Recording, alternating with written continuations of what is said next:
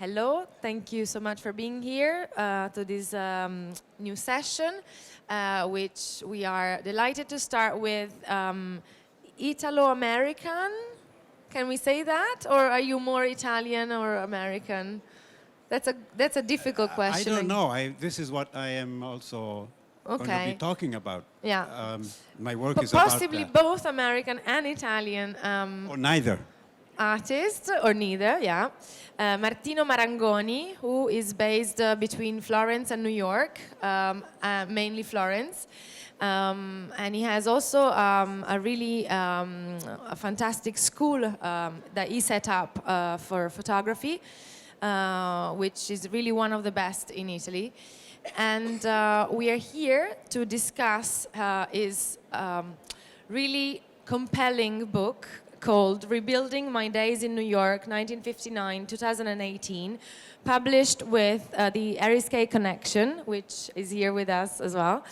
And it's a really, it's a very multi-layered, exciting, cinematic book where obviously the focus is New York and his 60 years of love affair with this exciting city.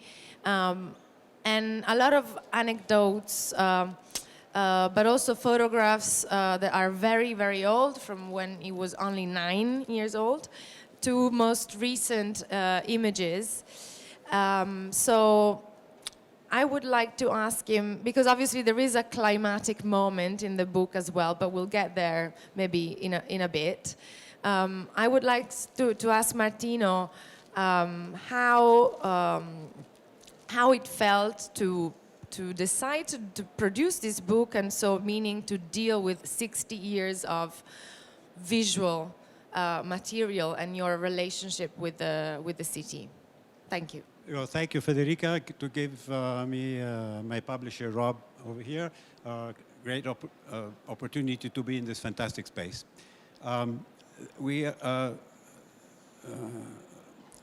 We've done 3 books. I've done 3 books with the Eriskay Connection. This is my 3rd one. And we did a previous book I did with them. It was a very autobiographic book about the place where I was born and grew up. And the book is called Nonni's Paradiso, and it's a history of my mother coming to Italy in the late 40s and me growing up in this paradise.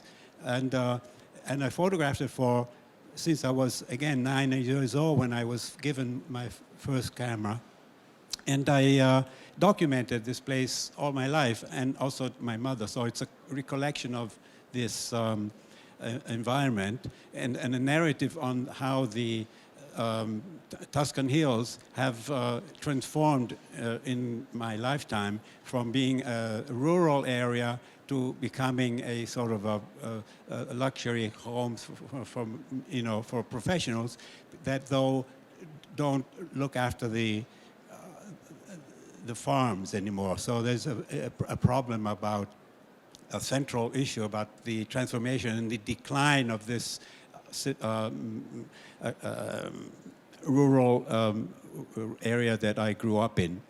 When I finished this book, I discovered that my archive had needed some looking at, and I decided to start looking at my whole archive of 50 years of photography. And then I have to say that since my birth as a dual national, I've been dealing with my kind of double identity, figuring out whether I was one or the other or neither. And although I was born and raised in Florence, I was reborn again when I was 20, when I moved to New York and studied photography at a school in Brooklyn, and where I discovered photography, which became my passion for the rest of my life. And so at that point I had, I needed to be in New York. Even when I wasn't in New York, I had this kind of juggling way to combine my 2 identities. And I did that through photography, also creating a relationship with schools in New York. They would come to me. So I have always been back and forth. So this rebuilding is a book is my history from my first trip when I went over as a 9-year-old with my first little camera, and I saw the skyline of New York, and I realized this, I've never seen a skyscraper, and I was 9, so that really kind of struck me so much that I went back 10 years later, and I decided to spend 3 years there, and then going back almost every year. So it's a unusual story because it's a combination of my own perception, but also the transformation of the city. And I lived down Lower Manhattan, so I worked and lived around the Village and the World Trade Center, which I saw come up, and then I saw the whole history of it. And then, so the rebuilding is the fact of seeing the change of the city. Also, my fascination about New York is probably conditioned by the fact that living in a city that as main concern is preserving the past and very small worry about the future. New York is kind of the opposite, end of the extreme opposite, where it has not very long past, but it primarily plans a future which is always very quickly changing. Yeah. And so you happen to be there also for 9/11, which intriguingly is really not the main focus of the book. It's almost as if you don't want to give to this really tragic event too much emphasis in the book, which I found a very interesting decision. So I wondered why. You're right. In fact, for that, I have to say that I'm grateful for a lot of the people that helped me in the book. And I initially had the 9/11 in the beginning. But everybody I showed it to from New York, Bill Hunt, who also wrote an essay, and everybody said, don't make it about 9/11 because it'll go on the wrong shelf, And so I agreed with that. So we made it chronological, giving it not as much of importance. But in fact, I wouldn't have done this book if I hadn't been present during the attack, as I was in my brother's loft looking outside the window when the airplanes came down. And that transformed my whole history in New York, and New York even more so.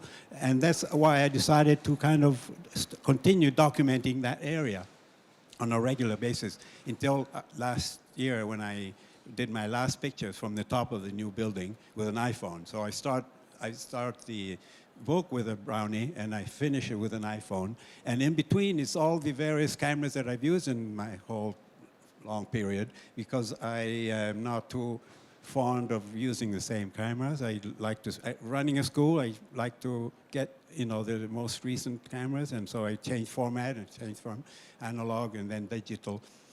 And also because I think that the city of New York is so quickly developing that you have to change almost the tool in order to keep up with the new aesthetics and new kind of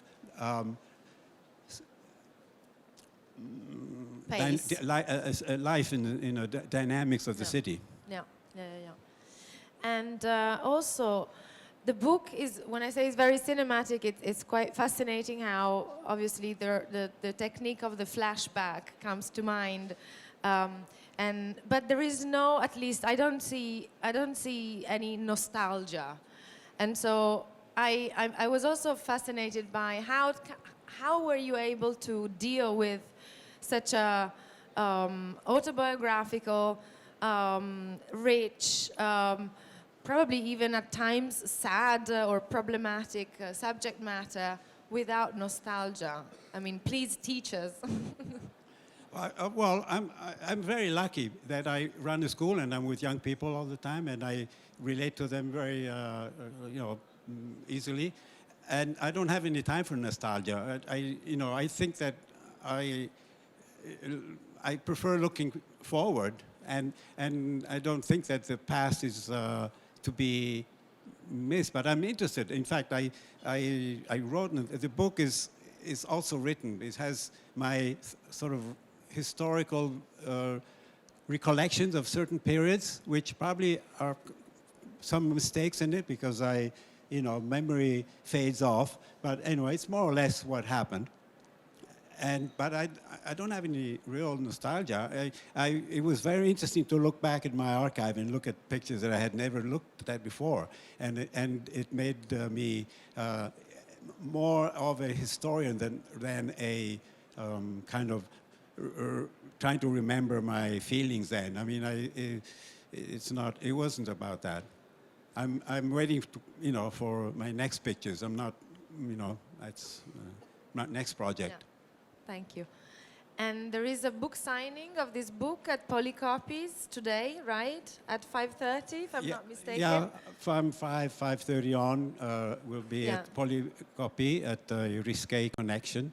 And I think you can, if you have a chance, you can look at all my 3 books with them. Yeah, and I'll be there, yeah. But obviously, please, if there is any question from the public, speak now. Otherwise, I can ask. Yes. Thank you, Elina. So you were saying that you are already looking for your next pictures. So could you share us what will be your next project? I don't know if I have a next project. I'm right now, though, having understood that it's looking at small contact sheets from the 70s and 80s is very difficult. So what I've done is I've scanned all my negatives, which from nearly, from 72 on, and I've putting metadata on all the, and I'm being an archivist, and I'm looking at what there is, and so I haven't got a plan yet, but I'm sure something will come up, possibly, yeah. Well, I'm also shooting a lot. I mean, I keep photographing, so. And making a lot of selfies on Instagram as well. Well, yeah, I don't know what that is. It's probably, I'm just trying to understand what Instagram is about. No, it's just joking. I don't know. I never know what I'm doing until I've done it. That's a nice advice. I'm an old-fashioned photographer. I don't conceptualize before. I find out afterwards. I was trained in the 70s, so I walk around. I'm a flaneur. You're all French, right? So you know what a flaneur is.